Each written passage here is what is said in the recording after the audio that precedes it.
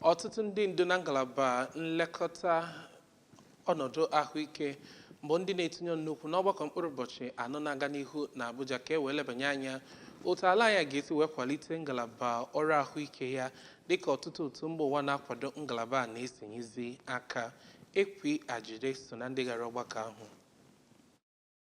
Minista nke ahụike ọha ọkammụta Ali Pate ekwuola na Naịjirịa aghaghị ịkwụsị ịdị na-adabere n'ego mba ọzọ. Ọ sịrị na nlekọta ahụike ga-adị mma naanị ma enwee ego na-adịgide site n'ime obodo. O kwuru na atụmatụ ahụike nke Onyeisiala Bola Ahmed Tinubu dabere n'ọkpụrụkpụ anọ: ọchịchị siri ike, ahụike ndị mmadụ, ịka mma, imepụta ọgwụ n'ime obodo na usoro dijitalụ. Onyeisi NHIA Dọkịta Kelechi Ohiri kwuru n'ụwa na-akpali ịkwaga ego ahụike n'ime obodo, ebe minista nke steeti Dọkịta Salako kpọrọ oku ka eme ihe ozugbo iji meziwanye usoro ahụike Naịjirịa. Site na Abuja, Princess Ekwi Ajide, akụkọ ụwa ABS.